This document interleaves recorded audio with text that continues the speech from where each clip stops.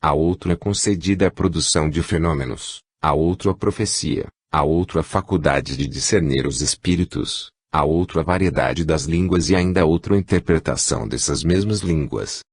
No entanto, o mesmo poder espiritual realiza todas essas coisas, repartindo seus recursos particularmente a cada um, como julgue necessário. Quem analise despreocupadamente o texto acima, de certo julgará estar lendo moderno autor espírita, definindo o problema da mediunidade. Contudo, as afirmações que transcrevemos saíram do punho do apóstolo Paulo, há 19 séculos, e constam no capítulo 12 de sua primeira carta aos Coríntios. Como é fácil de ver, a consonância entre o espiritismo e o cristianismo ressalta, perfeita, em cada estudo correto que se efetue, compreendendo-se na mensagem de Allan Kardec a chave de elucidações mais amplas dos ensinos de Jesus e dos seus continuadores. Cada médium é mobilizado na obra do bem, conforme as possibilidades de que dispõe. Esse orienta, outro esclarece, esse fala, outro escreve, esse ora, outro alivia. Em mediunidade, portanto, não te des a preocupação de admirar ou provocar admiração. Procuremos, acima de tudo, em favor de nós mesmos, o privilégio de aprender e o lugar de servir. 49. Tesouros ocultos. Ainda existe quem se dirija aos companheiros desencarnados perguntando por tesouros ocultos. Tais consulentes, guardando imaginação doentia, mentalizam recipientes encravados no subsolo ou no corpo de lodosas paredes, a vazarem moedas e preciosidades que lhes atendam aos pruridos de usura.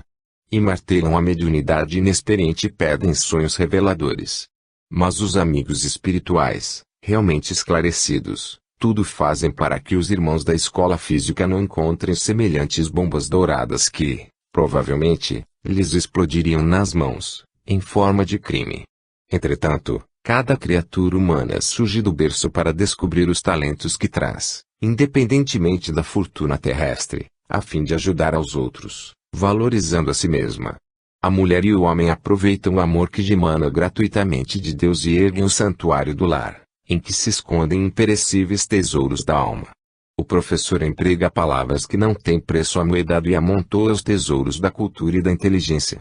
O escritor respeitável utiliza as letras do alfabeto, ao alcance de todos, e estabelece os tesouros do livro nobre que estende consolação e assegura o progresso. E o compositor apropria-se das 7 notas musicais que desconhecem a existência do ouro e oferecem distintamente, ao mundo, os tesouros da melodia. Somente o trabalho consegue formar os verdadeiros tesouros da vida. Ainda assim, é indispensável saibamos distinguir a ação digna da exploração inferior. Os cultivadores da coca e da papoula, que abusam dessas plantas medicinais, transformando-as em filões de dinheiro no mercado escuso da cocaína e do ópio, dizem que trabalham e apenas fazem os viciados e os infelizes. É preciso saber o que produzimos, a fim de sabermos para onde nos dirigimos, porquanto o próprio Jesus afirmou, convincente, onde guardardes o vosso tesouro, tereis retido o coração. E as palavras do Mestre Divino tanto se referem às claridades do bem quanto às sombras do mal. 50. Irmãos problemas. São sempre muitos. Contam-se, às vezes, por legiões. Acham-se encanados, entre os homens, e caminham semeando revolta. Mostram-se desencarnados da esfera física e comunicam a peçonha do desespero. Facilmente identificáveis, sinalizam a rebeldia. Falam em dever e inclinam-se à violência, referem-se ao direito e transformam-se em vampiros. Criam a dor para os outros, encarcerando-se na dor de si mesmos. São vulgarmente chamados espíritos maus, quando, mais propriamente, são espíritos infelizes. Zombam de tudo que lhes escape ao domínio, supõem-se invencíveis na cidadela do seu orgulho, escarnecem dos mais altos valores da humanidade e acreditam ludibriar o próprio Deus. De certo que esses irmãos, enredados a profundo desequilíbrio, estarão entre nós, adestrando-nos as forças mais íntimas para que aprendamos a auxiliar. Não perguntes por que existem, de vez que emparelhávamos com eles, até ontem, quando padecíamos ignorância maior, e nem exijas que os orientadores da espiritualidade lhes suprimam a condição inferior a golpes de mágica, porquanto somos todos irmãos, com necessidade natural de assistência mútua.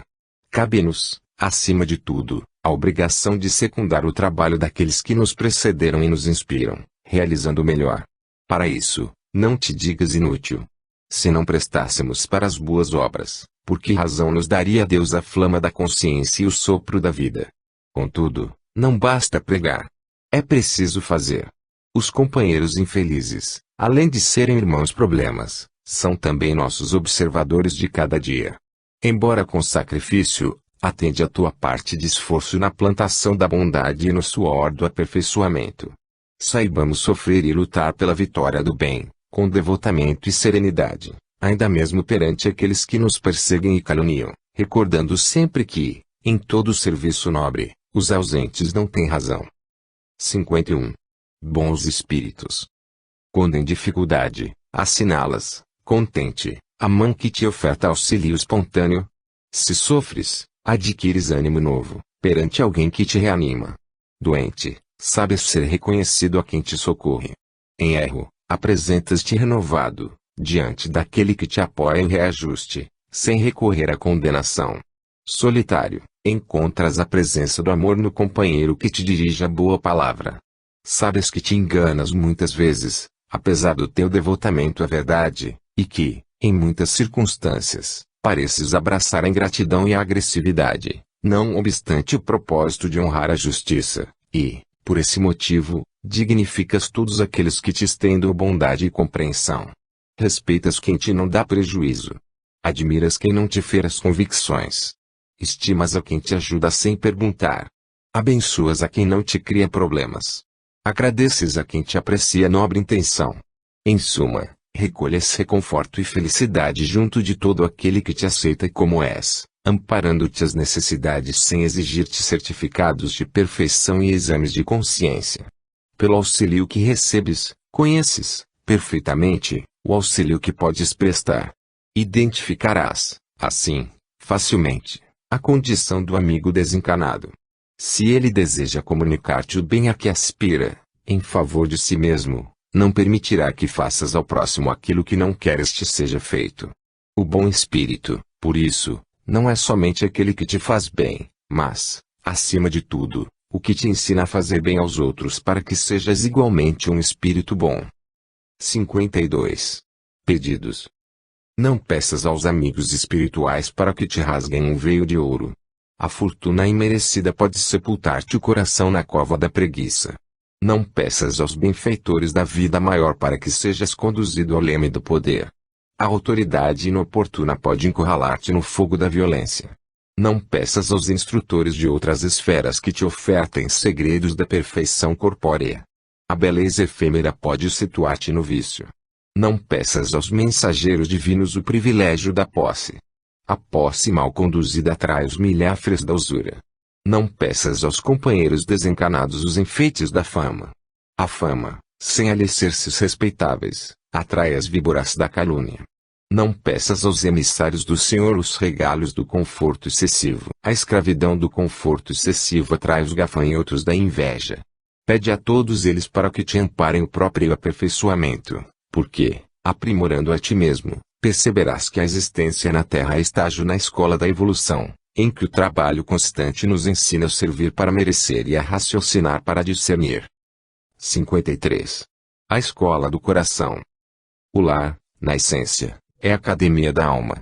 Dentro dele, todos os sentimentos funcionam por matérias educativas. A responsabilidade governa. A afeição inspira. O dever obriga. O trabalho soluciona. A necessidade propõe. A cooperação resolve. O desafio provoca. A bondade auxilia. A ingratidão espanca. O perdão balsamiza. A doença corrige. O cuidado preserva. O egoísmo aprisiona. A renúncia liberta. A ilusão ensombra. A dor ilumina. A exigência destrói. A humildade refunde. A luta renova. A experiência edifica. Todas as disciplinas referentes ao aprimoramento do cérebro são facilmente encontradas nas universidades da Terra, mas a família é a escola do coração, erguendo seres amados à condição de professores do espírito. E somente nela conseguimos compreender que as diversas posições afetivas, que adotamos na esfera convencional, são apenas caminhos para a verdadeira fraternidade que nos irmana a todos, no amor puro, em sagrada união, diante de Deus. 54. Aptidão e experiência. Queres ouvir os desencarnados, de maneira correta. Aspiras a enxergar nos reinos do espírito, sem nenhuma ilusão. Pretendes cultivar o intercâmbio medianímico, sem leve tisna de engano. Estendes os braços e esperas por sublimes demonstrações. Contudo, entre aptidão e experiência há sempre distância igual àquela que existe entre projeto e realidade. Aptidão é planejamento. Experiência é dedicação. A aptidão aponta o professor. A experiência faz o ensino. A aptidão indica o tarefeiro. A experiência cria a obra. A aptidão sugere. A experiência edifica. Em mediunidade, qual acontece em qualquer outro serviço nobre, não há conquista relâmpago. Se te propões a engrandecê-la, recorda os operários obscuros da evolução que passaram no mundo, antes de ti, lutando e sofrendo para que encontrasses o caminho melhor. Nenhum deles ficou na estação do entusiasmo ou na porta do sonho. O suor de semelhantes heróis anônimos transparece das leis com que te garantes, do alimento de que te nutres, da roupa que vestes, da estrada que percorres ou da casa que habitas. Qualidade mediúnica é talento comum a todos. Mas, exercer a mediunidade como força ativa no ministério do bem é fruto da experiência de quantos esposam a obrigação, por senda de disciplina e trabalho, consagrando-se, dia a dia, a estudar e servir com ela. 55. Espíritos perturbados. É possível conhecê-los, de perto. Surgem, quase sempre, na categoria de loucos e desmemoriados, entre a negação e a revolta. São criaturas desencarnadas, espíritos que perderam o corpo físico e, porque se detiveram deliberadamente na ignorância ou na crueldade, não encontram agora senão as próprias recordações para viver e conviver. Encerravam-se na avareza e prosseguem na clausura da sovinice. Abandonavam-se à viciação e transformam-se em vampiros, à procura de quem lhes aceite as sugestões infelizes. Abraçavam a delinquência e sofrem o látego do remorso, nos recessos da própria alma. Confiavam-se à preguiça e carregam a dor do arrependimento. Zombavam das horas e não sabem o que fazer para que as horas não zombem deles. São tantas as aflições que descobrem nas paisagens atormentadas da mente iludida, que são eles, homens e mulheres que escarneceram da vida, os verdadeiros autores de todas as concepções de inferno, além da morte, que hão aparecido no mundo, desde a aurora da razão no campo da humanidade. Antigamente, a abordagem de semelhantes companheiros era obscura e quase que impraticável. Hoje, porém, com a mediunidade esclarecida, é fácil aliviá-los e socorrê-los. Podes, assim, vê-los e ouvi-los, nos círculos medianímicos, registrando-lhes as narrativas inquietantes e as palavras amargosas. No entanto, ajuda-os com respeito e carinho, como quem socorre amigos extraviados. Não te gabes, porém, de doutriná-los e corrigi-los, porque a divina bondade nos permite atendê-los, buscando, com isto, corrigir-nos e doutrinar-nos na terra e além da terra, a fim de que saibamos evitar todo erro, enquanto desfrutamos o favor do bom tempo. 56. O lado fraco. Não apenas os médiuns. Viste, muita vez, os melhores amigos iludidos na boa-fé. Muitos que se acreditavam resguardados pelo dinheiro caíram em miserabilidade pela exaltação da própria cobiça. Outros, que se supunham inacessíveis à tentação, desceram para as furnas do vício, arrastados pela fraqueza do sentimento. Grandes inteligências, categorizadas por infalíveis, rolaram na lama, por se haverem levantado em pedestais de orgulho. Criaturas que consideravas como sendo poemas de beleza sublime desfiguraram-se à pressa, mostrando máscaras de agonia, pelo abuso do prazer. Pregadores do heroísmo social e doméstico acabaram no suicídio, escorregando na vaidade. Nobres tarefeiros do progresso pararam a máquina da própria ação, em meio do caminho, corroídos pelo desânimo. Ninguém existe, no mundo, invulnerável ao erro. Todos nós, encarnados e desencarnados, em aprimoramento na Terra, somos sujeitos à ilusão, através dos pontos frágeis que apresentemos na construção dos próprios valores para a vida maior. Em várias circunstâncias, enganamo-nos, todos, em matéria de posse, em problemas de família, em questões de influência, em convites do sexo, em apelos à honrarias ou em assuntos que se referem à preservação de nosso conforto. Se surpreendes, assim, o companheiro em posição de queda, ajuda-o a reerguer-se para o trabalho digno, sem perda de tempo em comentários inúteis. Se a natureza da falta te parece tão grave que te sentes inclinado à condenação dele, entra no mundo de ti mesmo e pede a Deus te ilumine a alma. E, através da oração, a bênção divina te fará perceber onde guardas também contigo a brecha triste do lado fraco. 57. Futuro.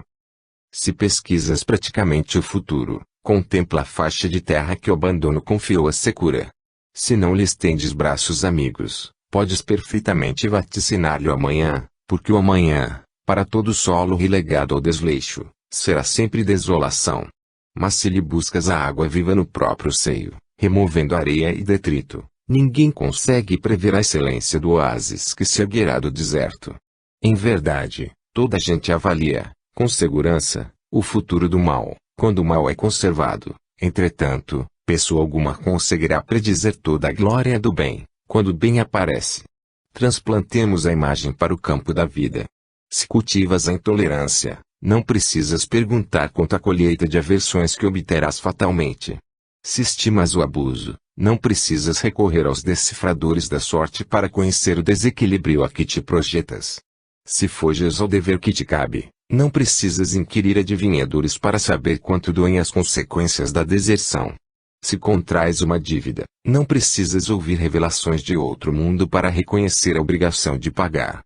É possível tenhas contigo largo acervo de problemas trazidos do passado, no que se refere a moléstias e tentações, compromissos e provas, entre dificuldades da vida e lutas da parentela, porque aquilo que é agora representa aquilo que tem sido justamente até hoje. Não te percas, porém, a formular consultas quanto ao que possa haver nas telas do porvir, porquanto, se quiseres renovar-te no bem, alimentando o bem, todo o mal que te aflige será bem, amanhã. 58. Equipe mediúnica. No conjunto orquestral, cada instrumento deve ajustar-se à melodia, não obstante a maneira particularista com que se externe. Também na equipe de serviço espiritual, cada mente precisa afinar-se com a tarefa, embora vibre em diversa expressão. Não podes pensar com a cabeça dos outros, todavia, no círculo medianímico, qual acontece em qualquer obra de grupo, é indispensável te harmonizes com as ações a fazer. Observa, assim, aonde em que te situas. Se dizes de ti para contigo, confio no médium, robusteces o contingente de forças para a realização do melhor, contudo, se adicionas, mas duvido da sinceridade da assistência que o cerca, fazes imediatamente o contrário. Se refletes, quer ouvir o companheiro que ensina, estendes auxílio valioso ao amigo que se utiliza da palavra na pregação. Entretanto, se acrescentas, mas o orador falha em excesso, entras logo a enfraquecê-lo. Se afirmas intimamente, a reunião é para mim um grande conforto, crias seguro apoio à produção de valores edificantes. No entanto, se aditas, mas o trabalho é demorado e enfadonho, passas, de repente, a suprimir-lhe os efeitos benéficos. Quem aprova e critica, ajuda e desajuda. Nenhuma construção, porém, se levanta a golpes de marchas e contramarchas. Ao revés disso, reclama determinação e disciplina, perseverança e objetivo. A reunião mediúnica é também assim. Se queres cooperar, dentro dela, a fim de que produza frutos de ordem e elevação, consolo e ensinamento, repara, acima de tudo, aonde em que te colocas. 59. Revelações e preconceitos. Inquires, muita vez, por que motivos instrutores desencarnados silenciam determinados temas doutrinários em determinadas regiões. Junto desse ou daquele povo, falam na reencarnação, com veemência, enquanto que, junto de outros, parecem ignorá-la. Aqui, relacionam as graves consequências do suicídio, e, adiante, como que apagam todas as referências em torno de semelhante calamidade, considerada, ainda, em certos agrupamentos raciais, como ponto de honra. Em muitos lugares prestigiam as observações do fenômeno, e, em outros, destacam os merecimentos da escola. Entretanto, É preciso reconhecer que há alimento físico e alimento espiritual. E tanto quanto existem idades e condições físicas, existem idades e condições espirituais. É necessário, desse modo, observar os mecanismos gástricos e os mecanismos mentais de cada criatura em si mesma. Não se administra à criança a alimentação devida ao adulto e não se oferece ao adulto a alimentação artificial da chupeta. Há doentes que pedem soro para se equilibrarem. Há enfermos que exigem a transfusão de sangue para fugirem da inanição. E, em toda a parte, vemos pessoas que ainda não aprenderam a raciocinar por si mesmas, reclamando ideias àqueles que as dirigem, à maneira dos fetos que não podem manobrar os órgãos em formação, esperando sustento, pela endosmose, no claustro maternal em que se corporificam. Estudemos a posição particular dos companheiros da caminhada humana, oferecendo-lhes a verdade dosada em amor. A divina sabedoria não aprova princípios de violência. Os próprios pais da terra esperam, compassivos, pelo crescimento dos filhos, a fim de entregá-los às bênçãos da natureza, cada qual a seu tempo. Contudo, porque a vida nos traz a todos o claro dever da tolerância fraterna, ensinando-nos a respeitar os preconceitos dos outros, não temos a obrigação de adorar ou louvar, propagar ou seguir preconceito algum. 60. Problema contigo. Fugindo da mediunidade, muita gente acaba alegando, não suporta o labirinto de opiniões. A divergência está em toda parte. É muita exigência. Tentei, mas não pude.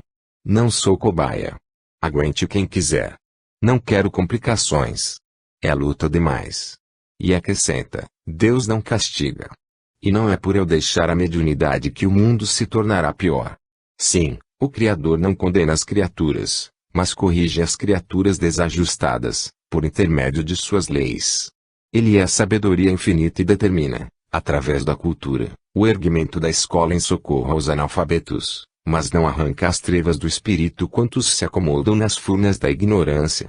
Ele é a bondade infinita e sugere, através da ciência, a formação do remédio que alivia os doentes, mas não retira a moléstia de quem persiste no abuso. Ele é o amor infinito e patrocina, através da solidariedade, a construção do manicômio em que se abriguem os alienados mentais, mas não suprime a loucura de quem se endividou no desequilíbrio. Ele é a compaixão infinita e estabelece, através do trabalho, os meios necessários à solução de todos os dissabores e obstáculos que se antepõem ao progresso e à tranquilidade do homem, mas não afasta a dificuldade de quem se entrega à preguiça. É assim que ele, na terra de hoje, promove, através da doutrina espírita, todos os recursos precisos a que te dediques, com êxito, a sagrada missão da mediunidade, em teu próprio favor, mas, se desertas da obrigação, o resultado de semelhante atitude é problema contigo. 61. Sintonia mediúnica. Para cooperar na mediunidade, a serviço do bem, não deves esperar que os instrutores desencarnados te impulsionem as peças orgânicas, como se fosses um fardo movido a guindaste. No reino da alma, o trabalhador, conquanto precise de inspiração, não pode considerar-se mola inerte. Indiscutivelmente, o mecanismo espontâneo é nota destacada e importante, a feição de novidade para a convicção. Contudo, as edificações do sentimento e da ideia exigem a vigilância da consciência. Por isso mesmo, em qualquer condição da força medianímica, podes colaborar com as inteligências superiores, domiciliadas na vida maior, em favor do progresso humano. Se tens dificuldade para compreender-nos assertiva, repara os campos de ação da própria terra, em que o serviço dinamiza a responsabilidade nos mais diversos graus. No levantamento do prédio vulgar, o pedreiro comum, embora consciente de sua tarefa, trabalha com o espírito dirigente do mestre de obras. Este trabalha com o espírito do arquiteto que planejou o edifício e o arquiteto trabalha com o espírito do urbanista que institui o gabarito da via pública. Na escola, o professor de determinada disciplina, embora consciente de sua função, age com o espírito do diretor imediato. O diretor age com o espírito do técnico de ensino e o técnico de ensino age com o espírito das autoridades que presidem os serviços da educação. Medita no assunto e perceberás que é muito difícil te movimente sozinho, nesse ou naquele rumo da vida. Em toda parte, pensas e fazes algo sob a influência de alguém. E, Entendendo que todos nos encontramos consideravelmente distantes do bem verdadeiro, não percas tempo perguntando se o bom pensamento te pertence à cabeça. Recorda, acima de tudo, que o bem puro verte essencialmente de Deus e que os mensageiros de Deus tomar-te-ão sob a tutela do amor, se te dispões a servir. 62. Discernimento. Encarecendo a prática do bem por base da cooperação com os instrutores desencarnados, no campo mediúnico, não será lícito esquecer o imperativo da educação. Não somente ajudar, mas também discernir. Não apenas derramar sentimentos como quem faz do peito cofre aberto, atirando preciosidades a esmo, mas articular raciocínios, aprendendo que a cabeça não é simples ornamento do corpo. Coração e cérebro, sintonizados na criatura, assemelham-se de algum modo ao pêndulo e ao mostrador no relógio. O coração, à maneira do pêndulo, marca as pulsações da vida, entretanto, o cérebro, simbolizando o mostrador, estabelece as indicações. No trabalho em que se conjugam, um não vai sem o outro. Tornemos ao domínio da imagem, para a clareza do assunto. Operário relapso não encontra chefe nobre. Escrevente inculto não se laureia em provas de competência. Enfermeiro bisonho complica a assistência médica. Aluno vádio é problema para o professor. Na mediunidade, quanto em qualquer outro gênero de serviço, é indispensável que o colaborador se interesse pela melhoria dos próprios conhecimentos, a fim de valorizar o amparo que o valoriza. Tarefa mediúnica sustentada através do tempo não brota da personalidade. Exige burilamento, disciplina, renunciação e suor. A educação confere discernimento. E o discernimento é a luz que nos ensina a fazer bem todo o bem que precisamos fazer. É por isso que Jesus avisou no Evangelho: brilhe a vossa luz diante dos homens para que os homens vejam as vossas boas obras. E ainda pela mesma razão que o Espírito da Verdade recomendou a Allan Kardec que gravasse na codificação do Espiritismo a inovidável advertência: Espíritas, amai-vos, eis o primeiro ensino. Instrui-vos, eis o segundo. 63. Jesus e livre-arbítrio. Em matéria de respeito ao livre-arbítrio, reparemos a conduta do Cristo, junto daqueles que lhe partilham a marcha. Companheiro de João Batista, não lhe torce a vocação. Em circunstância alguma encarcera espiritualmente os discípulos em atitudes determinadas. Ajuda sem pedir adesões. Ensina sem formular exigências. Escarnecido em Nazaré, onde fixar a moradia, não procure evidenciar-se. Renova Maria de Magdala, sem constrangê-la. Não ameaça Nicodemos, porque o doutor da lei não lhe compreenda de pronto a palavra. Não exibe poderes divinatórios para impressionar o sinédrio. Permite que Pedro renegue a vontade. Deixa que Judas deserte como deseja. Confere a Pilatos e Antipas pleno direito de decisão. Não impede que os amigos durmam no horto, enquanto ora em momento grave. O sireneu que se destaca, a fim de auxiliá-lo no transporte da cruz, é trazido pelo povo, mas não rogado por ele mesmo. E, ainda depois da morte, volvendo ao convívio dos irmãos de ideal, não tem qualquer bravata de interventor. Entende as dúvidas de Tomé. E quando visitas Saulo de Tarso, às portas de Damasco, aparece na condição de um amigo, sem qualquer intuito de violência. Onde surge, o mestre define a luz e o amor em si mesmo, indicando, no próprio exemplo, o roteiro certo, mas sem coagir pessoa alguma nessa ou naquela resolução. Quando quiseres verificar se os espíritos comunicantes são bons e sábios, rememora o padrão de Jesus e perceberás que são realmente sábios e bons se te ajudam a realizar todo o bem com esquecimento de todo o mal, sem te afastarem da responsabilidade de escolheres o teu caminho e de seguires adiante com os próprios pés. 64. Livre-arbítrio e obsessão. No tratamento da obsessão, frequentes vezes, entre os seareiros do bem, surgem debates em torno do livre-arbítrio. Se a faculdade de escolher é atributo da alma, como influir no ânimo dos desencarnados menos felizes? Temos aqui, no entanto, o princípio de causa e efeito, importando reconhecer que se Jesus respeitou as resoluções de quantos lhe respiravam o ambiente, não arrebatou ninguém as consequências dos próprios atos. Se caímos na criminalidade, somos espíritos doentes e qualquer doente guarda a sua independência, até o ponto em que ameaça a integridade dos outros ou agrava a condição de si mesmo. Para atender a isso, A sociedade humana relaciona vários recursos de contenção, destacando-se entre eles a segregação hospitalar e a anestesia involuntária, que parecem atentados à consciência. Entretanto, ninguém malsinará o médico que administre opiáceos ao enfermo desesperado, que lhe tente rasgar as próprias vísceras, ou que isole na câmara gradeada de um sanatório louco suscetível de descer às últimas raias da inconsequência. Diante da obsessão, não te mostres indiferente à sorte dos irmãos incursos nessa dificuldade. A pretexto de resguardar o livre-arbítrio, não deixes o companheiro desencarnado e o companheiro da experiência física sem o concurso do esclarecimento que lhes serve ao caminho como inevitável medicação. Dinamiza o conhecimento quanto julgues preciso, em cada processo de reajuste, mas explica aos irmãos em prova a trilha mais fácil para a libertação deles mesmos. Ainda assim, porque estejas a serviço da verdade, não te faças verdugo. Aspereza é veneno sutil. Irritação retorna a qualquer serviço a estaca zero. Ninguém realmente sabe ensinar se não sabe repetir a lição.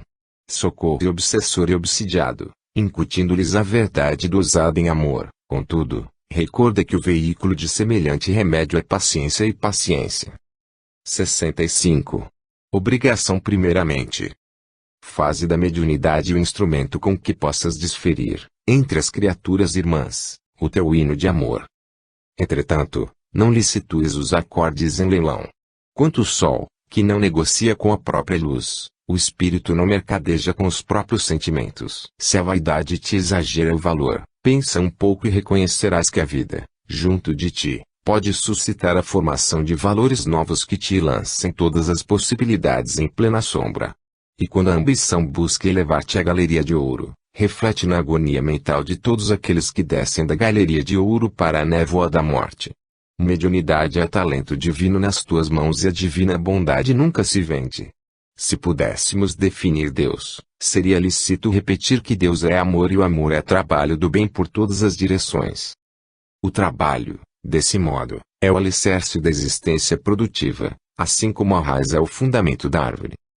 Se alguém disser que é necessário abandones as tuas tarefas a fim de que haja virtude no caminho do próximo, enredando-te ao ruído ou à festividade que a tua presença consiga criar onde estejas, não te esqueças que o Cristo pagou, em acerba a renunciação, a própria fidelidade ao Supremo Senhor, na prestação de serviço aos homens. Pregação sem exemplo é cheque sem fundos. Angaria o teu sustento, com a disciplina da alma e o suor do rosto. E cede ao intercâmbio espiritual o tempo que lhe possas consagrar por oferta de ti mesmo. Não te rendas a ilusões, nem te creias maior. Além do manancial, corre a fonte, além da fonte, vem o córrego, além do córrego, desponta o riacho, além do riacho, aparece o rio e, além do rio, surge o mar. Primeiro, a obrigação que nos purifique. E, depois da obrigação, entrega à mediunidade aquilo que lhe possas doar espontaneamente, sem qualquer tisne de interesse inferior, como sendo a tua cota de esforço puro na obra do bem geral. Não importa seja pouco. O maior edifício começa a tijolo. Por mais negra a escuridão, fina réstia de luz rompe a força das trevas. 66. Obsessão e Evangelho. Há quem diga que o Espiritismo cria obsessões na atualidade do mundo. Respondamos com os próprios evangelhos. Nos versículos 33 a 35, do capítulo 4, no Evangelho de Lucas, assinalamos o homem que se achava no santuário, possuído por um espírito infeliz, a gritar para Jesus, tão logo lhe marcou a presença, que temos nós contigo. E o mestre, após repreendê-lo, conseguiu retirá-lo, restaurando o equilíbrio do companheiro que lhe sofreu assédio. Temos aí a obsessão direta. Nos versículos 2 a 13, do capítulo 5, no Evangelho de Marcos, encontramos o auxílio seguro prestado pelo Cristo ao pobre gadareno, tão intimamente manobrado por entidades cruéis, e que mais se assemelhava a um animal feroz, refugiado nos sepulcros. Temos aí a obsessão, seguida de possessão e vampirismo. Nos versículos 32 e 33, do capítulo 9, no Evangelho de Mateus, lemos a notícia de que o povo trouxe ao divino benfeitor um homem mudo, sob o controle de um espírito em profunda perturbação, e, afastado o hóspede estranho pela bondade do Senhor, O enfermo foi imediatamente reconduzido à fala. Temos aí a obsessão complexa, atingindo alma e corpo. No versículo 2, do capítulo 13, no Evangelho de João, anotamos a palavra positiva do apóstolo, asseverando que um espírito perverso havia colocado no sentimento de Judas a ideia de negação do apostolado. Temos aí a obsessão indireta, em que a vítima padece influência aviltante, sem perder a própria responsabilidade. Nos versículos 5 a 7, do capítulo 8, nos Atos dos Apóstolos, informamo-nos de que Filipe, transmitindo a mensagem do Cristo, entre os samaritanos, conseguiu que muitos coxos e paralíticos se curassem, de pronto, com o simples afastamento dos espíritos inferiores que os molestavam. Temos aí a obsessão coletiva, gerando moléstias fantasmas. E, de ponta a ponta, vemos que o Novo Testamento trata o problema da obsessão com o mesmo interesse humanitário da doutrina espírita. Não nos detenhamos, diante dos críticos contumazes. Estendamos o serviço de socorro aos processos obsessivos de qualquer procedência, porque os princípios de Allan Kardec revivem os ensinamentos de Jesus, na antiga batalha da luz contra a sombra e do bem contra o mal. 67. Mediunidade e doentes. No que se refere aos doentes, os cientistas ateus apenas enxergam o corpo na alma e os religiosos extremistas apenas enxergam a alma no corpo. As inteligências sensatas, porém, observam um e outro, conjugando bondade e medicação nos processos de cura. Os cientistas ateus, ao modo de técnicos puros, quase sempre entregam exclusivamente ao laboratório toda a orientação terapêutica, interpretando a moléstia como sendo um mero caso orgânico de curso previsto, qual se o corpo fosse aparelho frio, de comportamento pré-calculado, esquecendo-se de que os corpúsculos brancos do sangue fabricam antitoxinas sem haverem frequentado qualquer aula de química. Os religiosos extremistas, à feição de místicos intransigentes, quase sempre entregam exclusivamente à oração todo o trabalho socorrista, interpretando a moléstia como sendo o simples ato expiatório da criatura, qual se a alma encarnada fosse entidade onipotente na própria defensiva, olvidando que os vírus não interrompem o assalto infeccioso diante dessa ou daquela preleção de moral.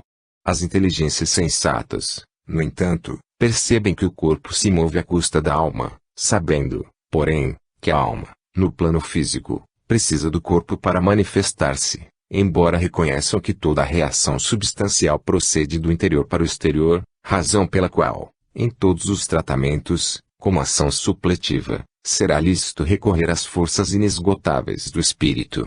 Na mediunidade curativa, portanto, suprime a enfermidade, quanto possível, com o amparo da medicina criteriosa, mas um jite de amor para socorrer o doente.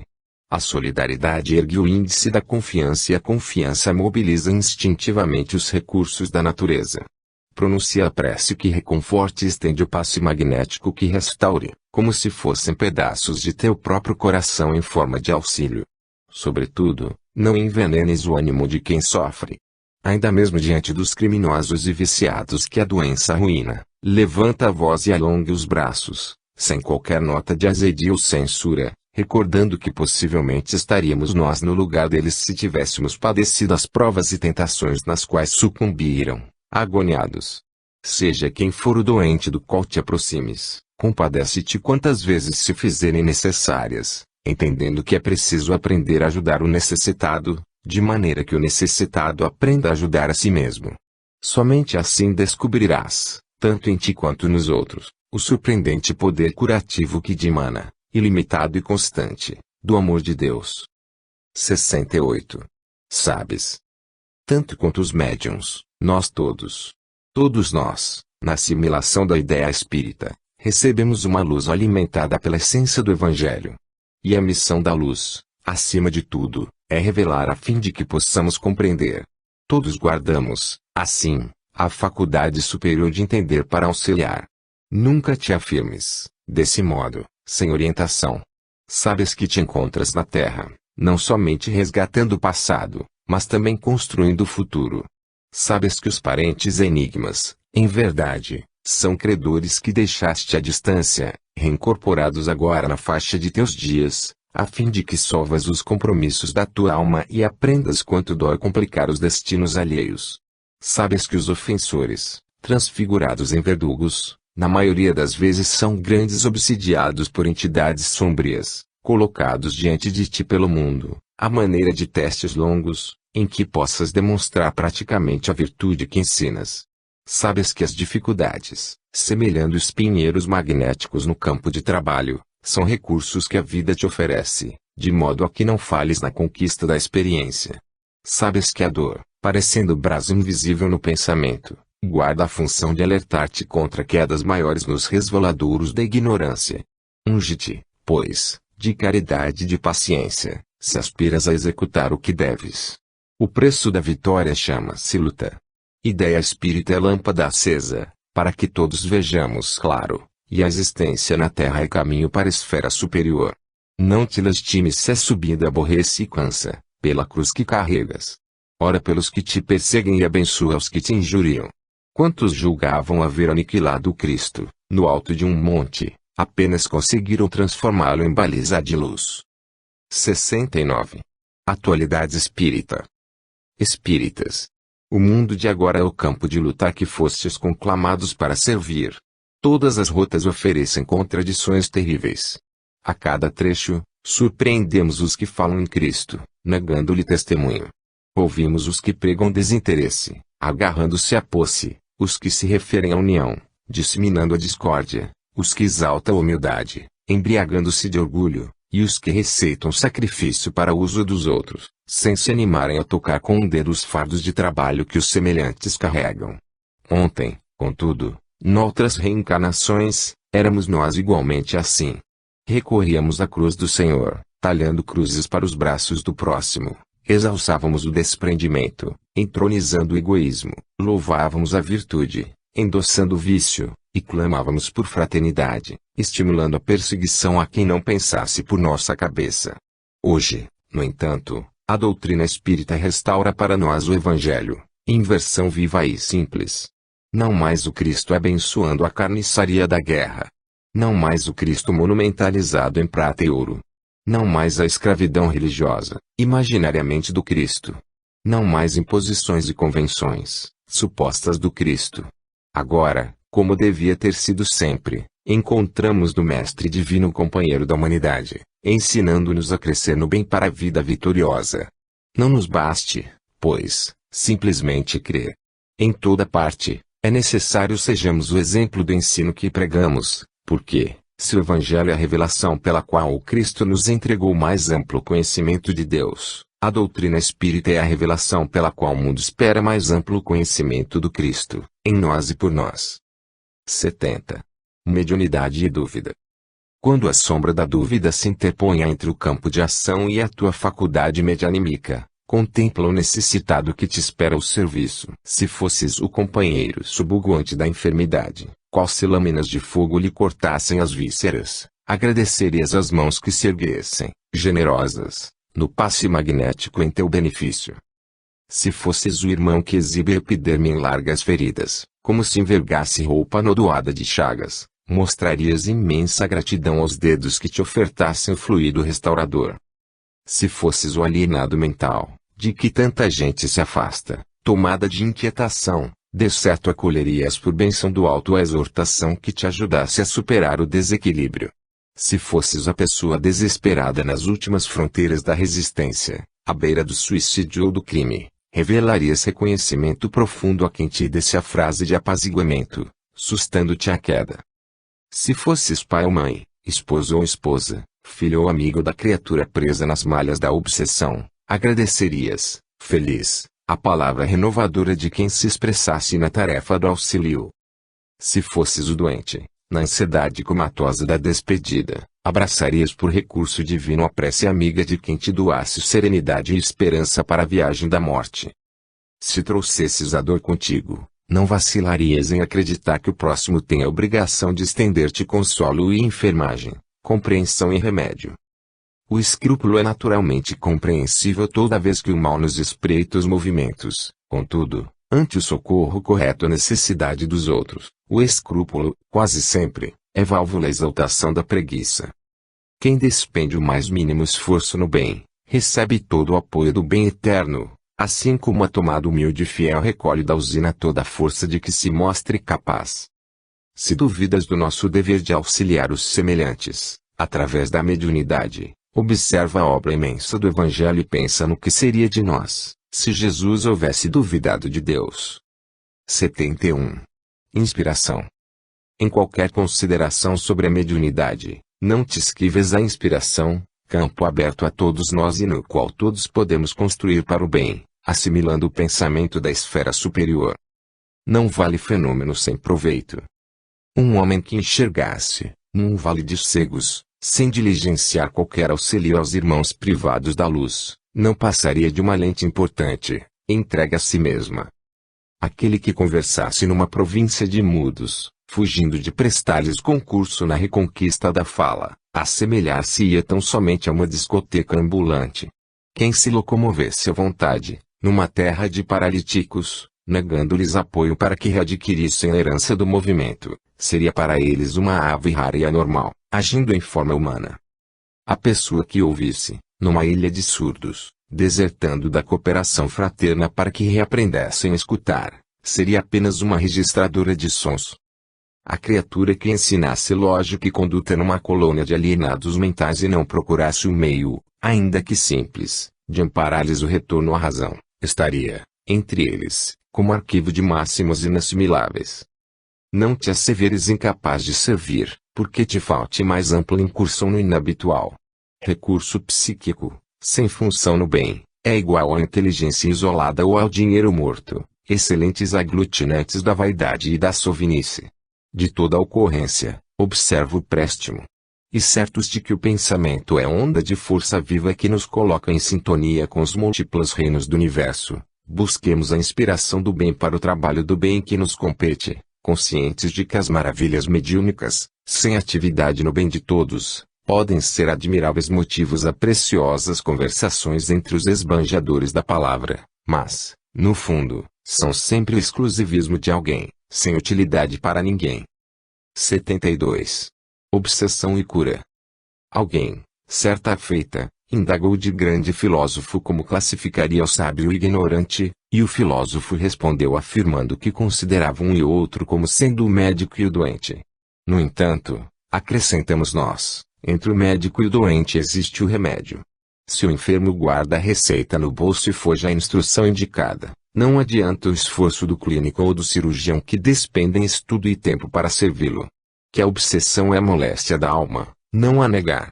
A criatura desvalida de conhecimento superior rende-se, inerme, à influência aviltante, como planta sem defesa se deixa invadir pela praga destruidora, e surgem os dolorosos enigmas orgânicos que, muitas vezes, culminam com a morte.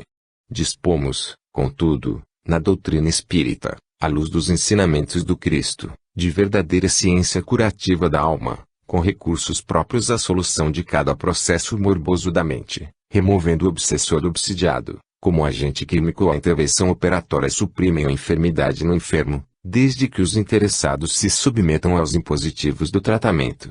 Se conduzes o problema da obsessão com lucidez bastante para compreender as próprias necessidades, não desconheces que a renovação da companhia espiritual inferior, a que te ajustas, depende de tua própria renovação.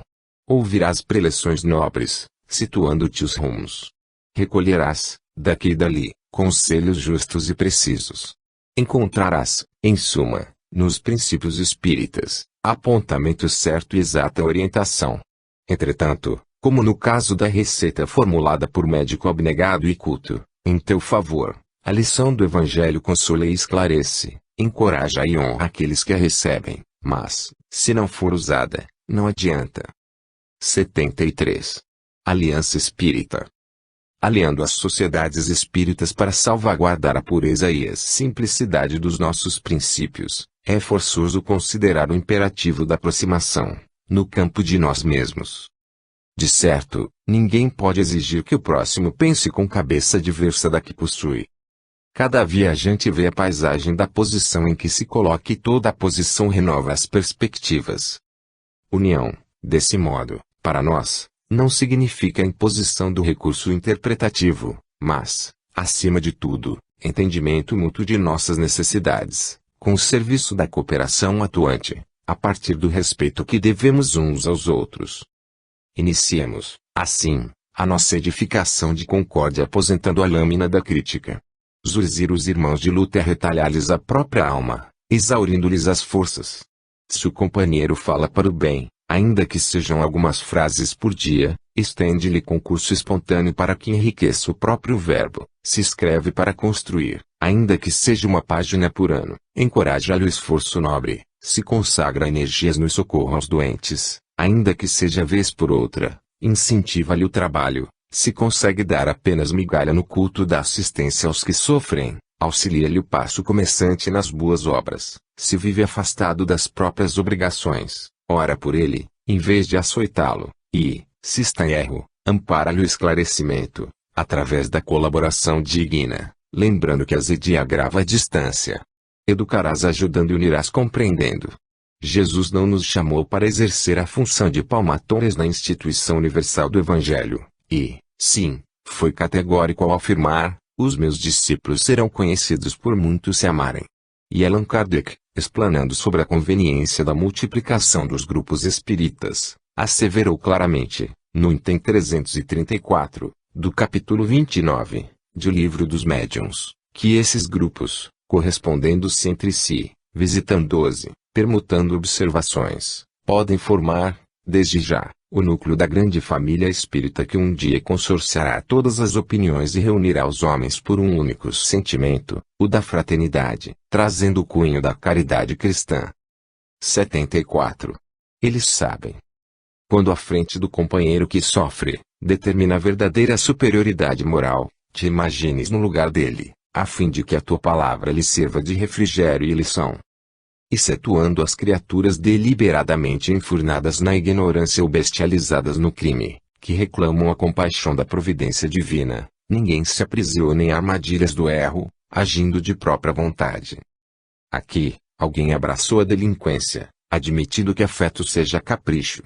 Ali, há quem padeça escárnio na praça pública, por haver acreditado cegamente naqueles que lhe zombaram da confiança. Perante os que lutam e choram nas consequências das próprias quedas, sejam encarnados ou desencarnados, arma-te de humildade e entendimento se aspiras a auxiliar. Convence-te, sobretudo, de que o necessitado é o primeiro a conhecer-se.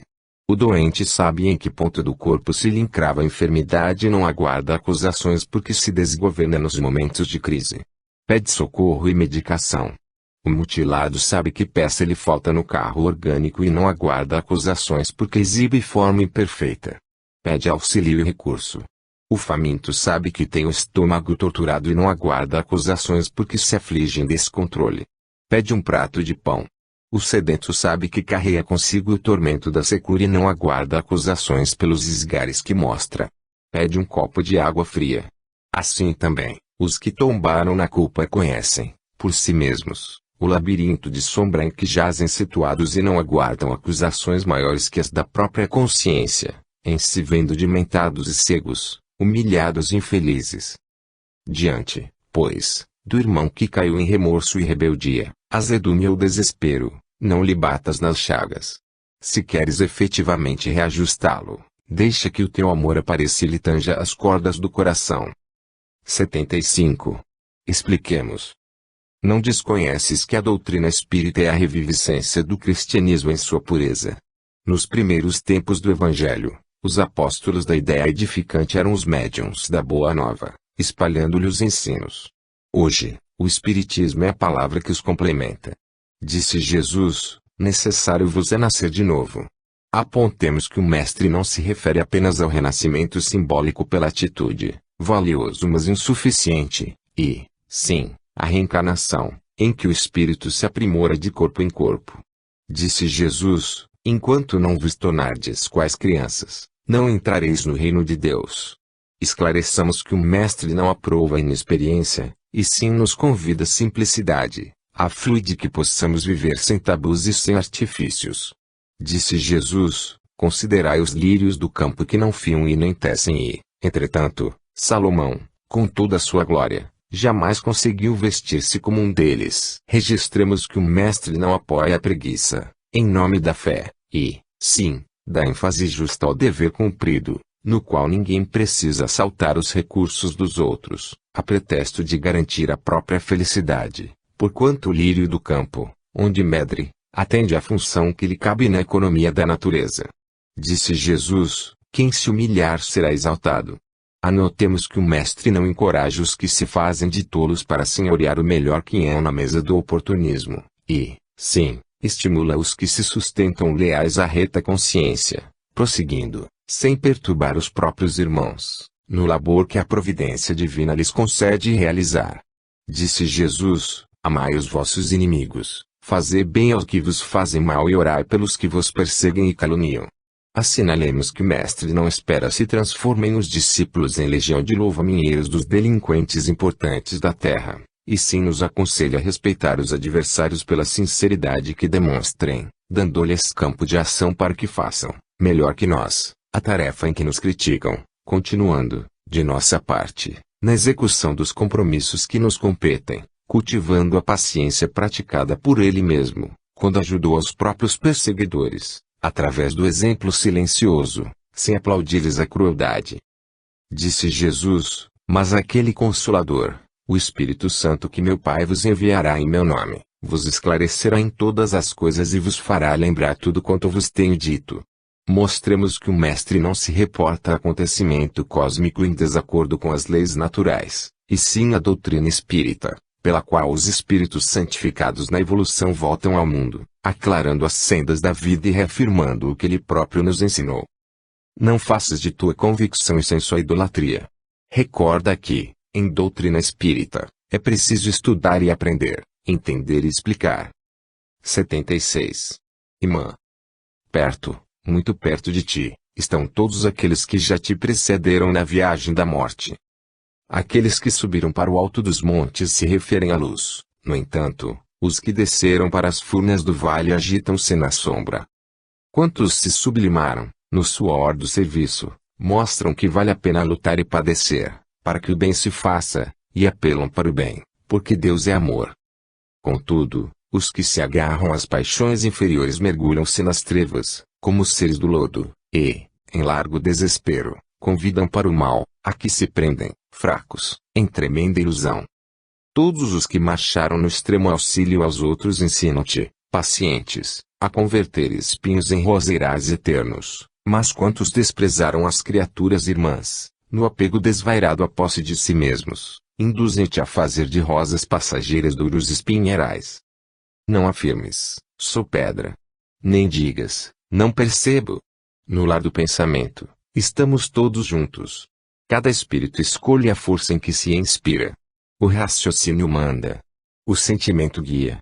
Trazes, assim, contigo, o leme do destino escondido na mente, ocultando no peito o impulso que o dirige, porque tudo prospera aos golpes do desejo, e o imã do desejo chama-se coração. 77. Médiuns transviados.